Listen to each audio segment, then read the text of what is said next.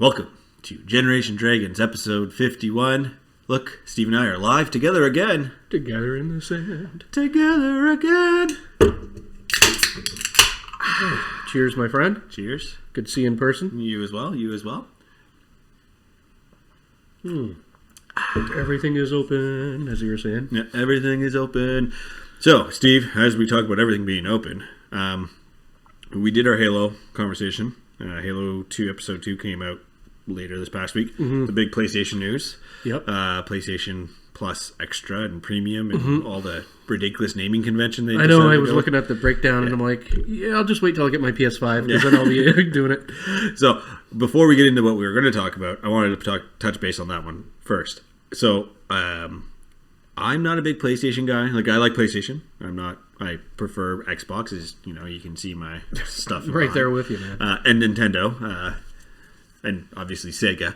I mean, I like PlayStation. Now, the stuff that's coming out and the naming convention, look past that. But I kind of like that they're going to allow for streaming and downloads of PS1 and PS2 and PSP games. So I may jump into the bigger ones, like the higher. But it all comes down to like, you're going to do game trials.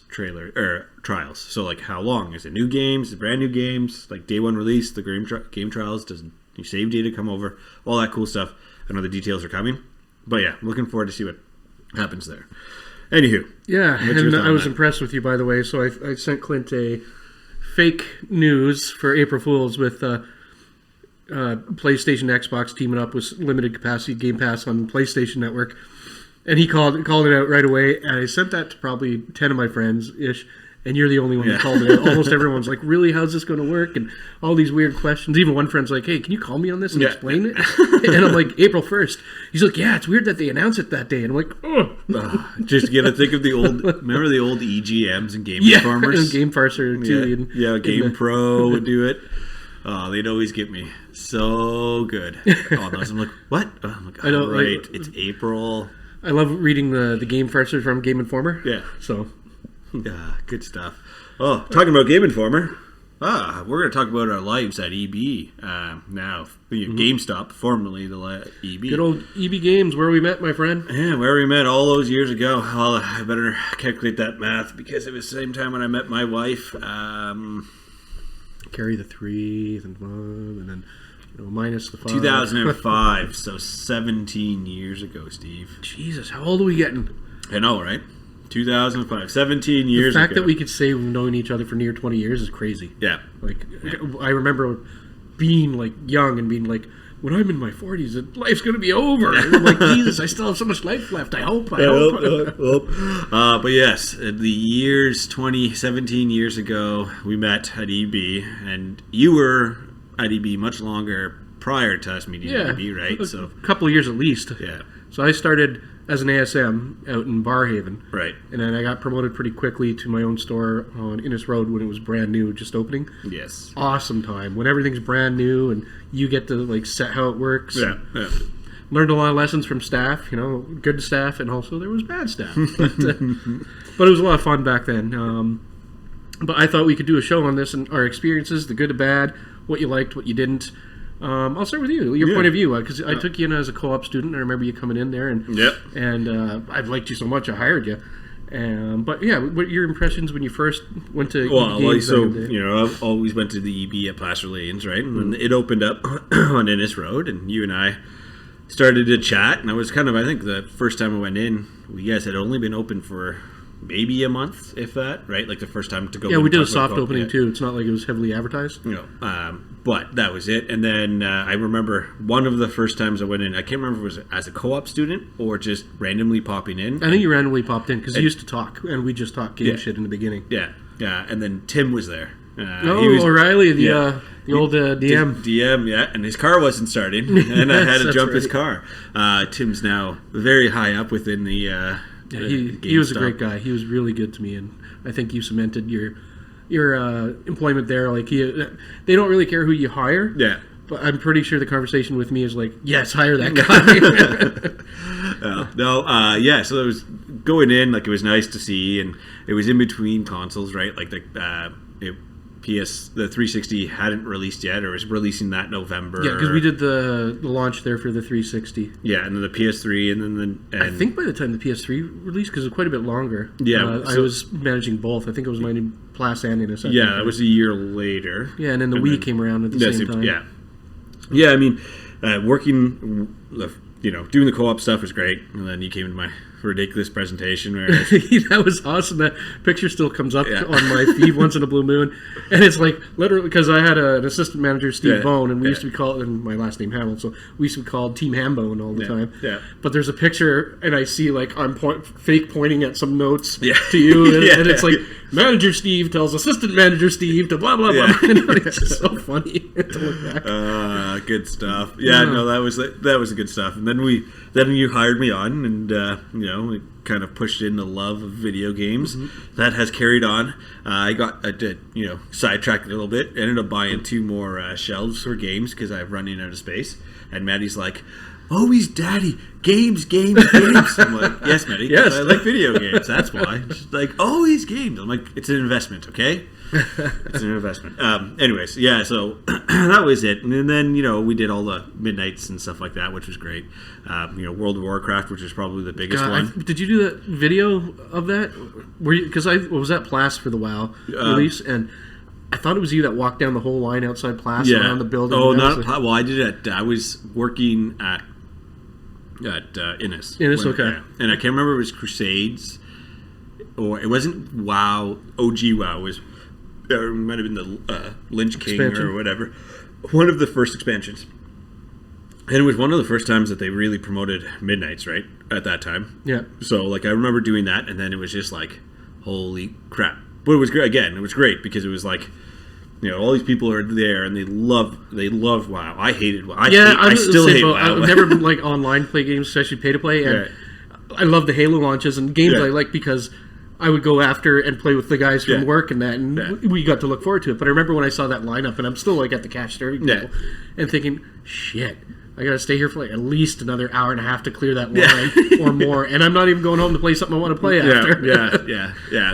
That's it. I remember that, and it was great. I mean, I always the midnight. Again, it's even now going as a customer, and we're doing the midnights as a customer and stuff like that. Pre-COVID, it's always great because you're standing in line, you're talking to people who are interested about it, the same stuff that you're. Doesn't matter what your background is and whatever, what you do in a job or career. It kind of connects you. Yeah, right.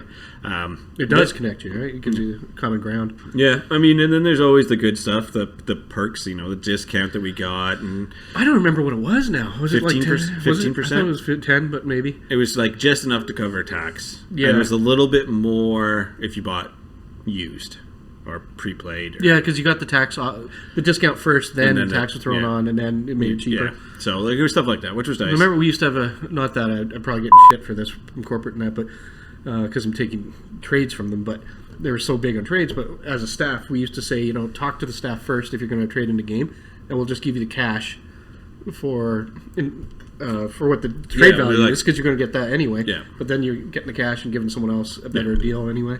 Yeah, and then there's always the times people would come in with N64 games or something like that, and you're like, well, we don't take them in for trade, or they are, but you're going to get $1, and it's Mario Kart 64 or something like that, or Smash Bros. That's how I ended up getting my Virtual Boy.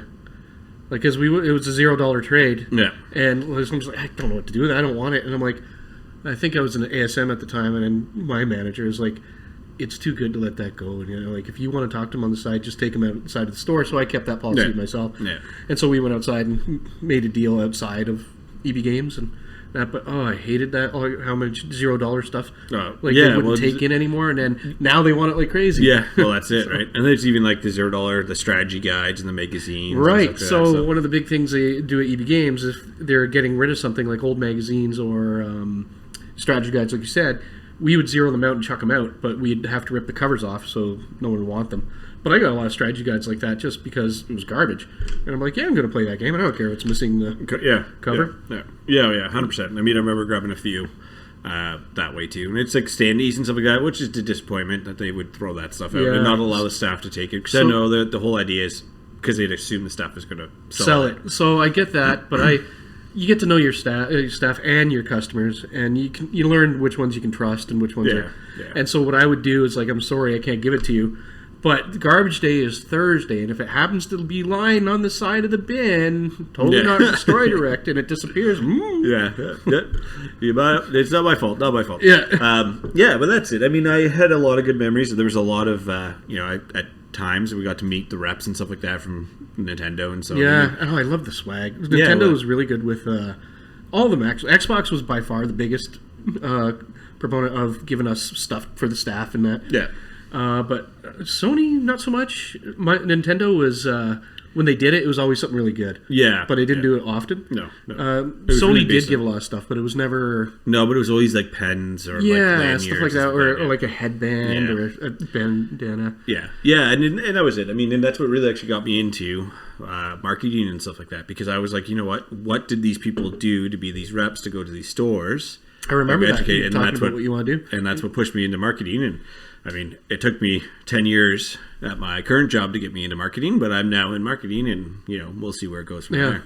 About you, what about you, Steve? You had more experience. I was just a part timer at EB. So I did the day to day life. To be frank, it was really good in the beginning when it was Electronic Boutique / became EB Games. Mm-hmm. Once GameStop took over and merged, basically took over EB. Everything dropped. We used to get commission on anything we sold. And so we sold a warranty, a GPG, a magazine, a subscription, an Edge card. We got whatever cash back. Yeah. And so I'd get once a month a bonus check for like $700-800 sometimes, which was nice.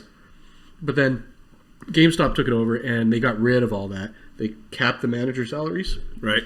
And that's when everything kind of got shitty. Not necessarily horrible, but it was a lot of disgruntled managers that left. Like all the senior guys slowly were just kind of pushed out. Yeah, very much like what happened at Best Buy or at Future Shop when Best Buy. Same idea, right? Very American, taking over the Canadian stuff. That said, I still loved it. There was a reason I eventually left. Really, it was the money. You can only make so much money there, and I was tired of. I was running 2 stores. And I got tired of being burnt all the time. Like, I think I was going away one weekend with my wife, and somebody called in sick. Yeah. And there was no one to open the store, and I was supposed to go to Montreal. That's what it was. I couldn't find anyone from either staff on like an hour notice to go in the store. Yeah. So I had to cancel my trip and go open the store, and I'm like, that's it. Yeah. Can't make enough money here for a family, and so that's when I moved. See, it's like stuff like that. It's like, okay, it's fine, but it's not like you weren't making $100K a year as a store manager. I think I was making 40 back then. I want to say 44. Yeah, just above. And then that was probably because I was grandfathered as a higher pay, but I was going to be getting to the cap pretty soon. Yeah, which is crazy. But if it wasn't for the people, like we had an awesome DM. Like he was just awesome, and the managers that stayed. And the new ones that came up, most of them, we all got along. We had conference calls every week. Right. We hung out too, like. Yeah. And if you remember when I ran the store, all the swag I'd use a lot for prizes for reaching goals. Yeah. And I would take you guys out, or at least I'd organize things out because I can always afford to pay with that manager salary. But sometimes I would. But like we met like a lot of friends there, like Bone and Ian and Travis. Tatty Sales. We got to find out about that. Yeah. I did send him a message. He's kind of fallen off the side planet of the a bit. Planet, but we'll follow back up. 100%. I mean, like you said, we built our friendship. Yeah, right? So half the time it was a hangout, and it became a lot more busy once GameStop took over. In the fact that. There's always something. Yeah, there's always something to push. There's always something to change, and there's always something to count. And I hated the counts. But I mean, you had to because of shrinkage and that. Yeah. But I was pretty lucky that I had a really trustworthy staff at Innis. Yeah. When I went over to Plas, I didn't know the staff. Like I literally just stepped in, and the ASM was a little disgruntled because they had brought you thought in. He would have stepped up and. They took me in over there, and it was a high-volume store, and I did really well, especially with numbers, and so that's what I think Tim wanted at the time. Yeah. But yeah, on the plus side, I really love the midnight launches with the games I liked. Yeah. Like Halo. I love the newness of the stuff. Yeah. I love the culture, the game atmosphere, and it was fun. It was really a lot of fun most of the time. The things I didn't like was impossible goals. Like the goals they would set for the store and individuals were 500 used or 500 GPGs on Yeah, the used game on a weekend. Like, and so and then especially like things because there's also expectation of units per transaction, how many items, you know. yeah. But like Attachment if somebody was rates. buying like a card for WoW, they're not going to want a GPG, a pre-sell, but they're not bringing anything used because they're from the PC market.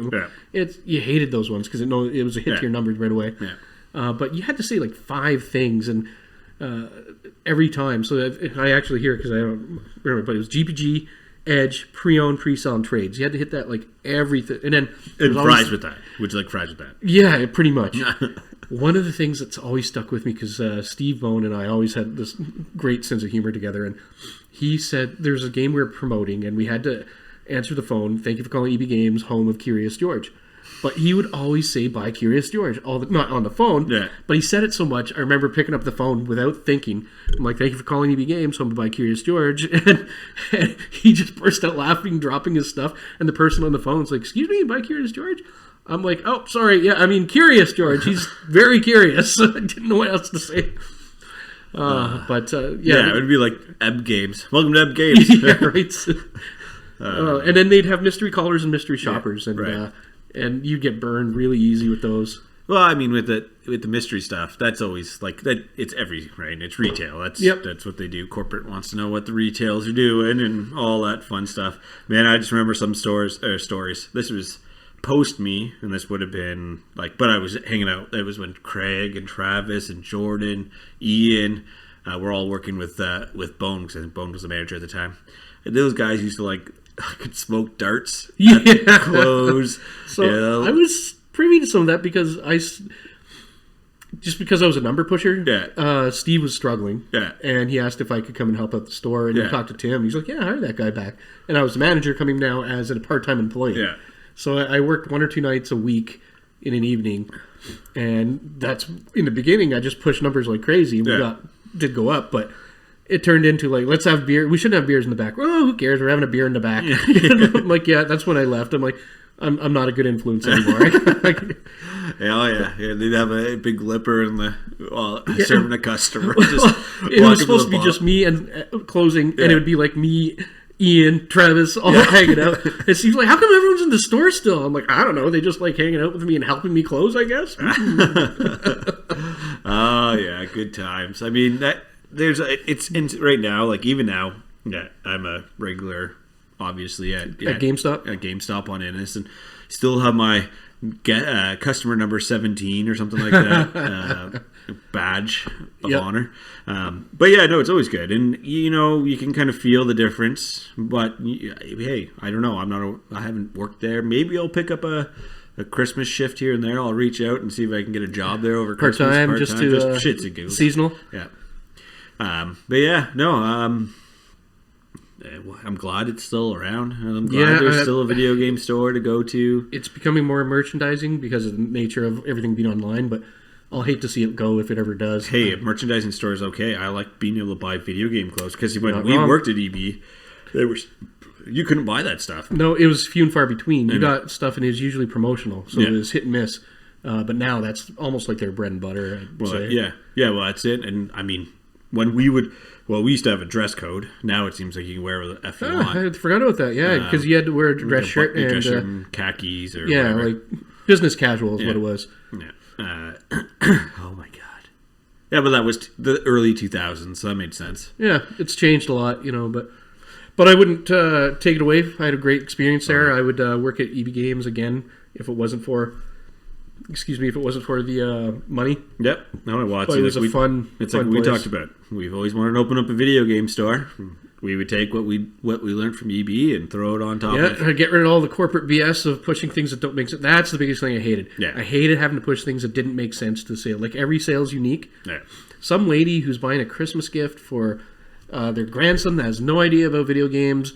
I don't want to push her magazine subscription. I know we try to push it for the grandson, of course, but. Yeah.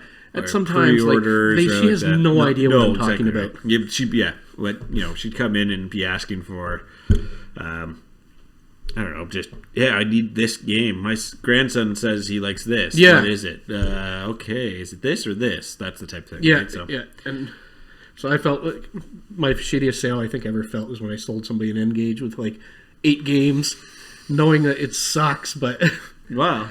Hey, maybe that person is now making bank on the N-Gage and games. Yeah, maybe. Well, or they gave it away. I did tell them that it was like dying and all this, and we were clearing stuff out, but they wanted the best bang for the buck with something mobile. Yeah. And I'm like, all right, you can... And I got a free N-Gage out of it because they pushed so hard that if you sold an N-Gage, you got an N-Gage. Right. But... Man, I was like, I used that phone too. Yeah. Maybe for 2 weeks. I remember somebody's like, why do you have a mini football on the side of your head? Oh, good stuff. Yeah, good times. Well, Steve, is there anything else you want to talk about with our past of EB? No, I'm good. There, I think we should probably wrap it up. Yeah. I had a great experience, and unless you have anything to add, I'd say let's cheers to EB Games cheers and to meeting each other. Yep, that's it. We wouldn't be here. The job that made us. The job that made us. Yeah. It's a good title, too. The job that made us. Anyways, Steve, we have a few ideas, a few plans, a few things coming up down the road. We're coming into summertime. It's springtime. We'll get that pool going. We'll do one of those nice evening in the pool recordings. So looking forward to that. This year because we didn't get to do it last year. Chest up. We don't need to see bellies. Yeah. Heads up. We're just going to put. Yeah, we'll just be talking floating heads. Yeah, that sounds like an excellent idea. So stay tuned, everybody. Again, I totally forgot to do this, but if you watched it this far, thank you for watching us. Thanks again for staying subscribed. Continue to subscribe if you're new to Game.Bot games and Generation Dragons, because you know what, Steve and I are going to mess around with and play some Eye of Judgment on the PS3. Should be fun. Yeah, and dated, it'll be like going back in time. That's it. I've got a few about 500 Eye of Judgment packs to open up, so it's like Christmas. Yeah, exactly. 2008. Yeah. So I have no idea, but hey, it's Wizards of the Coast, the same guys that do Magic, so there must be there's some good art and all that stuff. But anyways, everyone, thank you again, as I said earlier. Steve? As always, keep collecting. Keep gaming. And keep safe. God, how do I screw that up? Damn it, Steve.